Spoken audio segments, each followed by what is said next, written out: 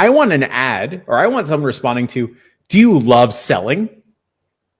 Do you want to follow up for days? Do you want to build an amazing business? That's who I fucking want.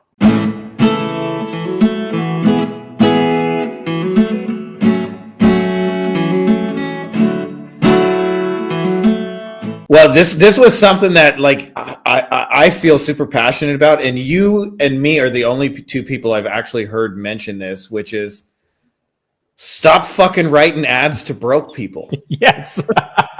Right? That's like the secret. But you know, it's like, it's one of those things that like I think in most people's mind, when they conceive of whatever their niche is, whether it's super broad like business owners or whether it's niche down dentists, e-commerce, coaches, in their mind, any coach is equal, any dentist is equal. Like it's and they like, you know, from having done this, like, you know, I can tell you, I've met attorneys that are struggling to get their first client. And I've also worked with law firms that are pushing $1 billion with a fucking B. And they are not the same thing, even though they're technically the same niche.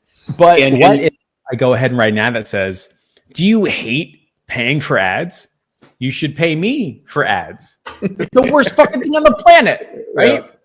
Like, I think you sent it to me or somebody else sent it to me. There was a post in the GHL group, which was like, is your course struggling to sell? Yeah. Why would you want that client? Have you never sold anything in your life and you're completely broke? Yes. Let's work together. Don't do that. Just don't do that. My favorite is, I'll see people that compete with my current offer and they're like, never have to sell anything ever again. Why would I want that? Why would I want that narrative with my clients? Like, no, that sounds horrible. I've seen another one that is, are you sick and tired of having to follow up with your future clients?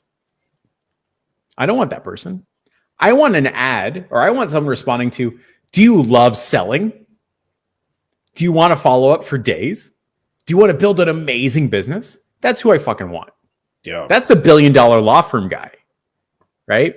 So yeah, can I just say it? Like I kind of pass people through these two filters. So like and this doesn't matter what industry somebody's in. I think the most ideal clients always have at least two things in common. Yep. One of those is they're currently spending money. So I ain't convincing you should spend money. I am just convincing you that our way of doing it is a better way than what you're currently doing. So correct. You should give us at least some budget to show you. And then the second is you have a team, which means you're used to paying other people to solve problems for you. Yeah. And so if you write ads, I find to those people, like, for example, like if I was writing an ad, you know, to obviously a market I know super well, attorneys, like the first thing I would talk about is like how expensive TV ads have gotten lately. Mm-hmm. Why am I starting there? Because I know you're fucking spending money on TV. Yeah. Ergo, I know you're not broke. Yeah. And then secondly, I would talk about like the problems it creates for your team and payroll and things like that if your acquisition is super expensive using TV. And therefore, whoever responds to that is like guaranteed not to be broke and not to go, okay, this is my last $500. If you fuck me, Miller, like this better work, right? Like, which is a lot of the conversations folks are having, and they don't realize it just started with and the flip side of that, like, I'm sure you've done the same. Like I've run ads that are like, are you desperate? Do you need clients to keep the lights on? Like that kind of thing. You should hire me. Don't fucking do that. and then you end up with like, you know, struggling, desperate, broke people. And you know, the whole, like, you're the sum of the 5 people you spend the most time with. Well, you're going to be your business is going to be the sum of your 5 closest clients. And if they're all broke and struggling, like, don't be surprised when yours business is too. So here's what I'm seeing people do. And for some reason, they all hang out together like crabs in a bucket. Yeah. Right? Like shitty people with shitty businesses with shitty marketing practice, they all hang out together. Cool. If you're in that bucket and you're triggered, sucks to be you. Be better. So here's what they'll do. So they'll all get together and they'll write an ad. They're like, are you sick and tired of your agency not performing? Don't write an ad like that, but fine, because you're only going to get people that are sick and tired of their agency not performing. If an agency doesn't perform 9 times out of 10, it's the offer, it's the competition, it's the closers, it's something like that, right? But fine, they'll run an ad as like, are you sick and tired of your agency and your ad's not performing? Are you frustrated with spending thousands of dollars on marketing? So now we're only talking to people that suck and spend a little bit of money, right? And it's like, have you always wanted blah, blah, blah? And now it almost doesn't matter because you're only talking to people that suck and have bad offers and bad businesses. But they'll run that, right? They'll optimize for leads and they'll start getting bad leads. And then they'll have an appointment setter, and that appointment setter will be in a silo, like your only job is to set 8 appointments a day with these leads. So the appointment setter's freaking out, like, I don't care about quality. I just got to hit my numbers. That's it. And the salesperson is there too, right? Yep. And they're not going, we're optimizing for fulfillment, optimizing for good quality, optimizing for good clients. They're like, these are the worst fucking leads in the world, but I got to make money. So you got 3 people building an audience of shitty people and shitty businesses.